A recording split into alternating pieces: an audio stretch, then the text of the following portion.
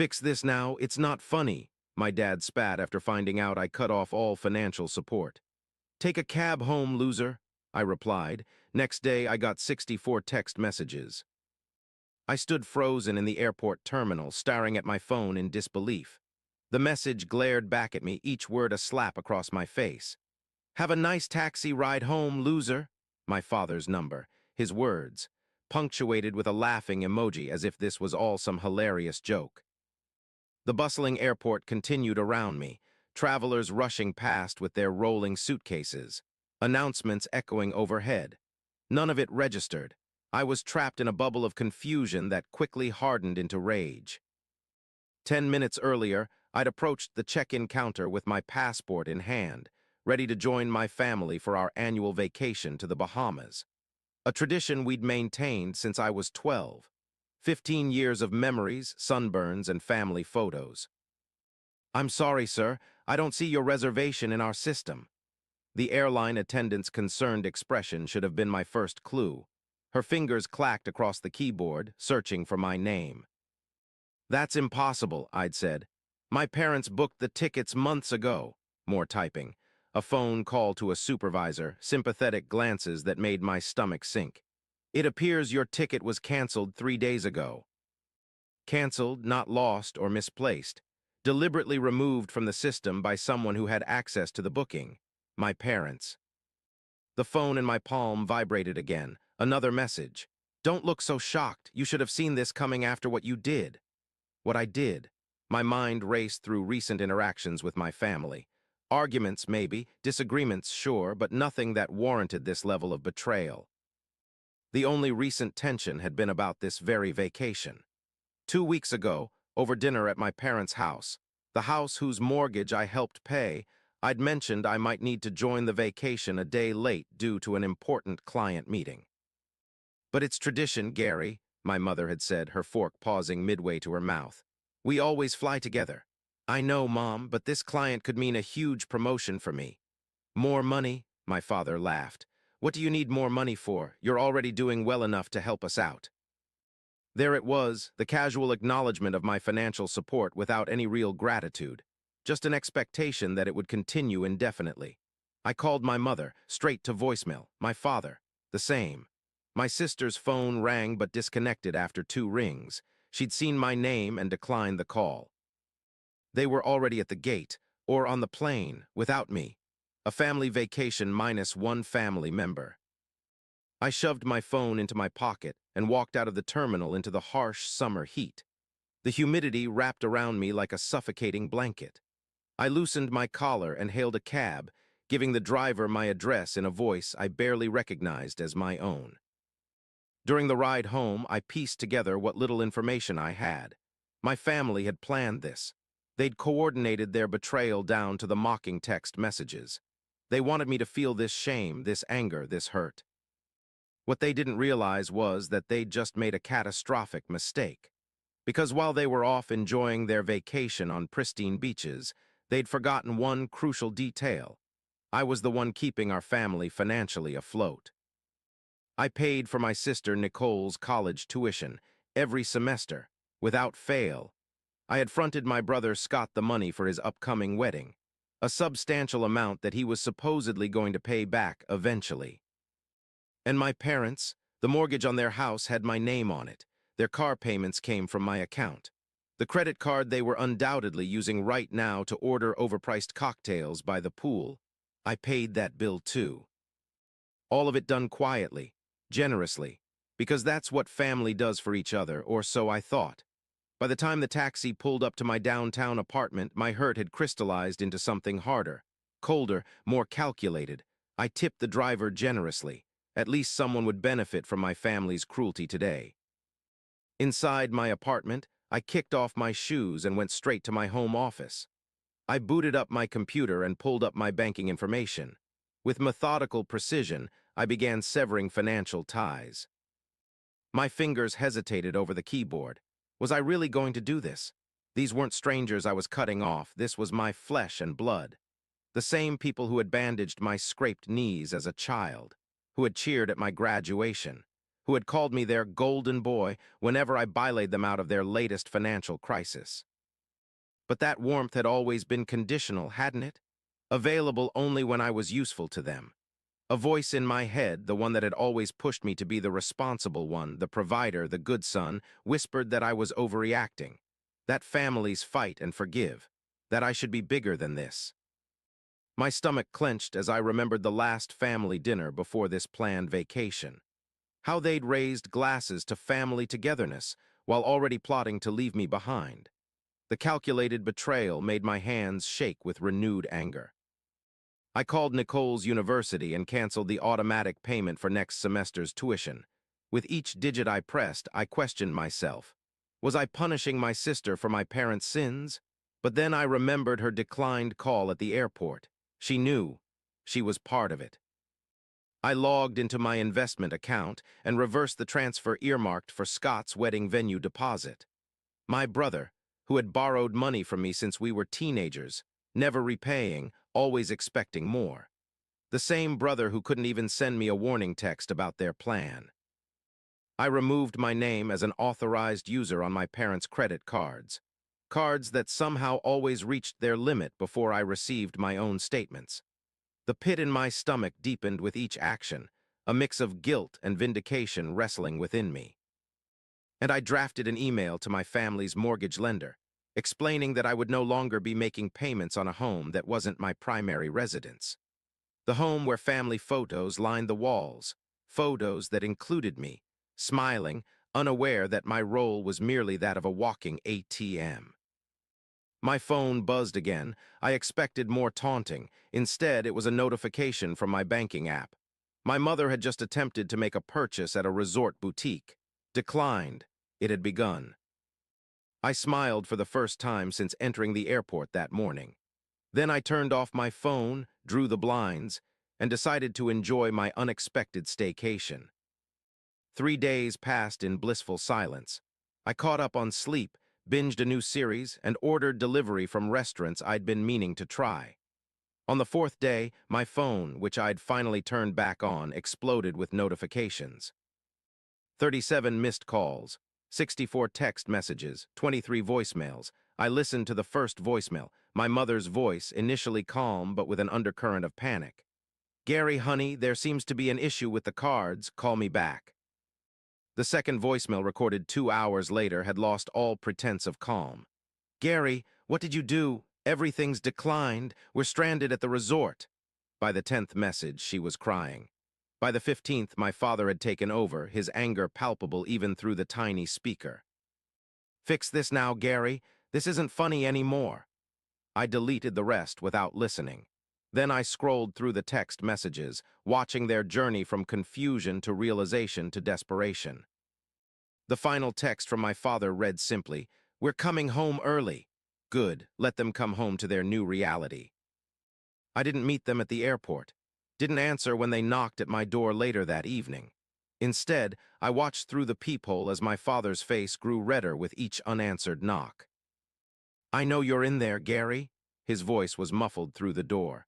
"Open up so we can talk about this like adults." Adults didn't abandon family members at airports. Adults didn't send mocking texts. Adults didn't behave like petty, vindictive children. I remained silent until they finally left. The next morning, I received an email from Nicole. The subject line read, "Emergency." I opened it, curious about what approach she would take. "Gary, I don't know what's going on between you and Mom and Dad, but please don't take it out on me. My tuition payment is due in 2 weeks, and I can't lose my spot in the program. I've worked too hard. This isn't fair." Fair, an interesting choice of word. Was it fair that they'd left me behind without warning? Was it fair that they'd mocked my confusion and hurt? Was it fair that they'd treated me like an outsider in my own family while simultaneously relying on my financial support? I closed the email without responding. Scott called next. I let it ring through to voicemail. "Hey bro, it's me. Look, I know you're upset about something, and I get it. But the venue is threatening to give away our date if we don't make the payment this week.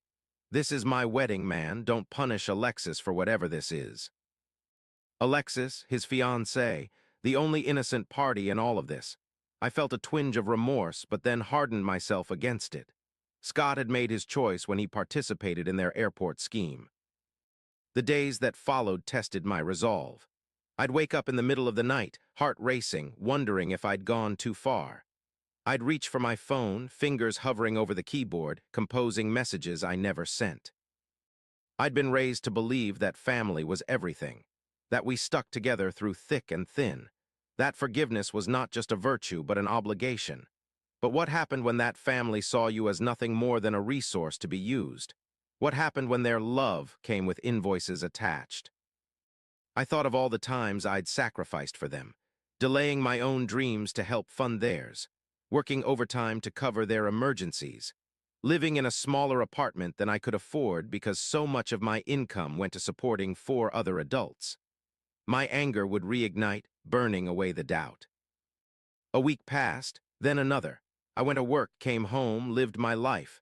Without the constant drain of supporting 4 additional adults, my bank account began to grow. I scheduled a meeting with a financial advisor to discuss investment opportunities. Life continued, lighter somehow. But the guilt never fully disappeared. It lurked in the shadows of my mind, ready to pounce during quiet moments. The voice of my grandmother, who had raised us all to believe that family was sacred, whispered accusations of betrayal. Had I become just like them? I started seeing a therapist. She listened without judgment as I poured out the whole sordid tale. "It sounds like you've been in a codependent relationship with your entire family," she observed during our 3rd session. "They've trained you to feel responsible for their happiness and financial well-being." Her words stayed with me, challenging years of conditioning. I began to see patterns I'd been blind to before. The subtle manipulation tactics. The way they'd isolate me from friends who questioned why I gave them so much. The guilt they'd instill whenever I tried to set boundaries. Then came the escalation I'd been expecting. I arrived home one evening to find Scott sitting on the floor outside my apartment door. He looked terrible, unshaven, dark circles under his eyes, clothes wrinkled as if he'd slept in them. He scrambled to his feet when he saw me. "Gary, thank God, I've been calling and texting for weeks." I looked at him without expression. "I know. Why haven't you answered? Do you have any idea what you've done?" I inserted my key into the lock, deliberately slow. "I have an excellent idea of what I've done. The wedding venue canceled on us. Alexis is devastated. Her parents think I'm some kind of deadbeat who can't even secure a venue, let alone support their daughter." I pushed the door open. "That sounds difficult." "Difficult? It's a nightmare, and Nicole might have to drop out of her program. Mom and Dad are talking about selling the house, all because you're having some kind of tantrum." I stepped into my apartment and turned to face him. A memory flashed, Scott teaching me to skateboard when we were kids. His patience as I fell repeatedly. His genuine joy when I finally managed to stay upright. What had happened to that brother? "Take a cab home, loser." Then I closed the door on his shocked face, echoing the words my father had so carelessly texted me. The banging started immediately. Scott's fists pounding on my door, his voice rising to a shout. "Gary, open the damn door. You can't do this to us." I turned on my sound system to drown him out and made dinner. By the time I'd finished eating, the hallway outside was silent again. That night I dreamed of my family. We were on the beach, laughing, building sandcastles like we used to during those early vacations. My father clapped me on the shoulder, proud. My mother hugged me, warm and unconditional. Nicole and Scott flanked me, the 4 of us united. Then the tide came in, washing away the sandcastles. My family turned to me, expectant. "Fix it, Gary," they demanded in unison. "Build it again, bigger, better." I woke up in a cold sweat, the dream memory of sand still between my fingers. That night, I received a group text from my mother. She'd created a family chat excluding me, but someone, probably Scott in his anger, had added my number. "Mom, Gary is clearly having some kind of breakdown. We need to approach this delicately." "Dad, delicate isn't working. It's been 3 weeks. Scott, he quoted your text back to me. Take a cab home, loser. He's doing this on purpose. Nicole, we need to fix this. My academic advisor says if I don't secure funding by next week, I'll lose my spot. Mom, maybe we should involve Aunt Catherine. Gary always liked her." I exited the chat without responding, but not before taking screenshots. Evidence of their manipulation, their refusal to acknowledge what they'd done to trigger this situation. The next day, flowers arrived at my office. My mother's attempt at reconciliation. I gave them to my assistant and threw away the card without reading it. 2 days later, my father showed up at my workplace. I instructed security not to let him pass the lobby. By the end of the month, the tactics shifted. My brother's wedding was downgraded from the luxury resort to his fiancée's parents' backyard. Nicole had to take a leave of absence from her program, and my parents started listing household items on online marketplaces to cover their mortgage. Reality was setting in. They weren't getting their cash cow back. Part of me, the part that had been conditioned to feel responsible for them, ached at their struggles. But my therapist's voice countered the guilt. They're adults. They made choices. They can find solutions that don't involve exploiting you. She was right. My father, a former accountant, could easily return to work instead of the early retirement I'd been subsidizing. My mother's part-time job at her friend's boutique could become full-time. Nicole could get a student loan like millions of other college students. Scott could scale back his wedding plans to something he could actually afford. They had options, they just didn't want to use them. Then came a final, desperate attempt. My mother called on a Sunday morning. Against my better judgment, I answered. "Gary, honey," she began, her voice soft and trembling. The familiar tone she'd always used when trying to smooth over problems, when trying to manipulate me into compliance. I said nothing, just listened to her breathing on the other end of the line. "We miss you so much," she continued. "Your father is too proud to say it, but he cries at night. He misses his son." My throat tightened. Images flashed through my mind, Dad teaching me to ride a bike, helping with science projects, proudly introducing me to his friends at company picnics.